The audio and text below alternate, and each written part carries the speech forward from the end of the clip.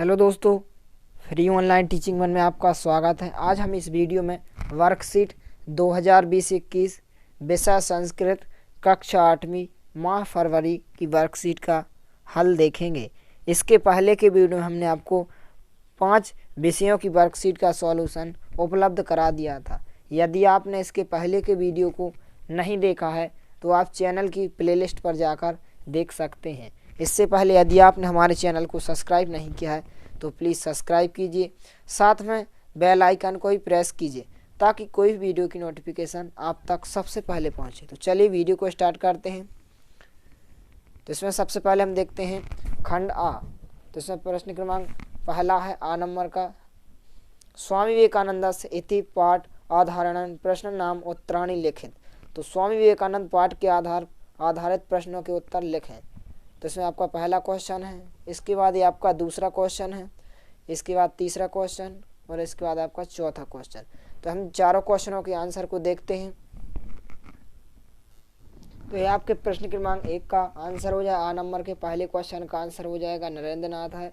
दूसरे क्वेश्चन का आंसर उत्तिष्ठ जागृत प्राप्य वारंत बोधता है। इसके बाद तीसरे क्वेश्चन का आंसर हो जाएगा। इसके बाद ये आपका चौथे क्वेश्चन का आंसर हो जाएगा। इसके बाद देखते हैं हम प्रश्न क्रमांक 1 का बा नंबर का क्वेश्चन, कालज्ञो बरा मेहर पाठ आधारण वाक्यानि पूरयत। कालज्ञ बरा मेहर पाठ आधारित वाक्यों की पूर्ति कीजिए। तो पहले वाक्य में आपको वैज्ञानिक इच्छा आसीत लिख देना है, इसके बाद यहाँ पर ये लिख देना है, इसके बाद ये आपके तीसरे क्वेश्चन का आंसर हो जाएगा, इसके बाद ये आपके चौथे खालिस्तान का आंसर हो जाएगा। इसके बाद देखते हैं हम प्रश्न क्रमांक 2, अधोलिखित गद्यांशम पठित्वा प्रश्न नाम उत्तराणि संस्कृते लिखित। नीचे लिखे गए गद्यांश को पढ़कर प्रश्नों के उत्तर संस्कृत में लिखिए। तो आपको यहाँ पर 4 क्वेश्चन दिए गए हैं। ये पहला क्वेश्चन है, इसके बाद ये दूसरा क्वेश्चन, इसके बाद ये आपका तीसरा क्वेश्चन, इसके बाद ये चौथा क्वेश्चन है। तो हम एक साथ इन चारों क्वेश्चनों के आंसर को देखते हैं। तो ये आपके प्रश्न क्रमांक 2 के आंसर हो जाएंगे, या पहले क्वेश्चन का आंसर हो जाएगा, ये दूसरे क्वेश्चन का आंसर और ये तीसरे क्वेश्चन का, इसके बाद ये चौथे क्वेश्चन का आंसर हो जाएगा। इसके बाद देखते हैं हम प्रश्न क्रमांक 3, अधोलिखित पद्यांशम पठित्वा प्रश्न नाम उत्तराणि संस्कृते लिखित। श्लोक को पढ़कर प्रश्नों के उत्तर संस्कृत भाषा में लिखिए। तो यहाँ पर आपको प्रश्न क्रमांक 3 में 4 क्वेश्चन दिए गए हैं। आपका पहला क्वेश्चन, दूसरा क्वेश्चन, इसके बाद तीसरा क्वेश्चन, चौथा क्वेश्चन। तो हम इन चारों क्वेश्चनों के आंसर को देखते हैं।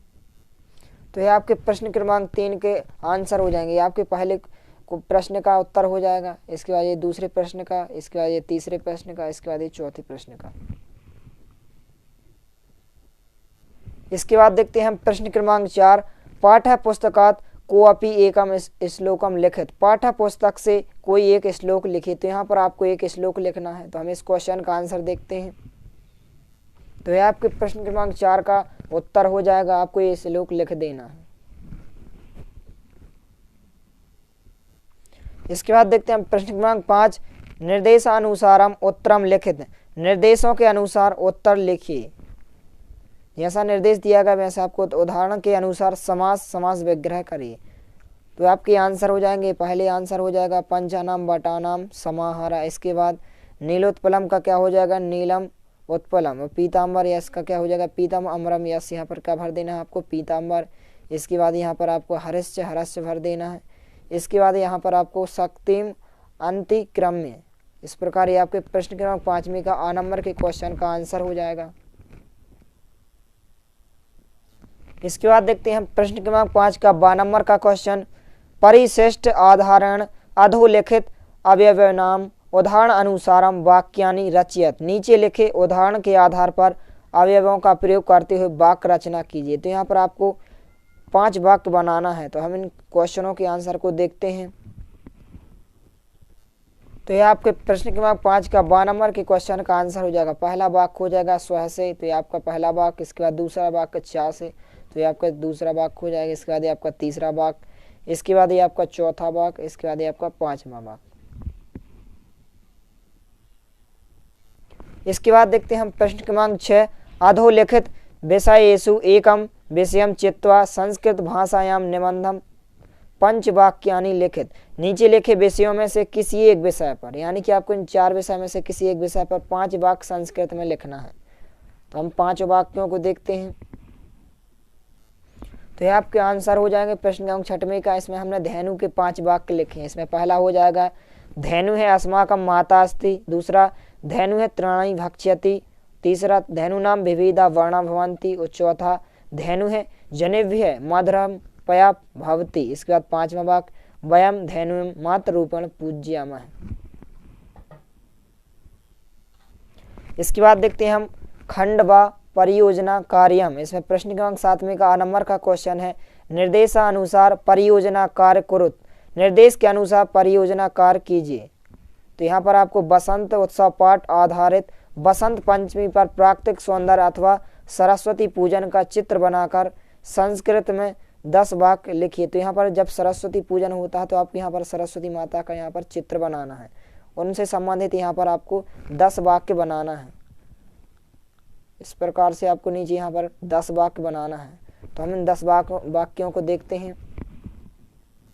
तो ये आपके प्रश्न क्रमांक 7 का 8 नंबर के क्वेश्चन का आंसर हो जाएगा। यह आपके 10 वाक्य हैं। पहला वाक्य, इसके बाद ये दूसरा वाक्य, इसके बाद तीसरा वाक्य, इसके बाद ये आपका चौथा वाक्य, इसके बाद ये आपका 5वां वाक्य, इसके बाद ये 6वां वाक्य, इसके बाद 7वां वाक्य, ये 8वां वाक्य, इसके बाद 9वां वाक्य, इसके बाद देखते हैं हम 10वां वाक्य।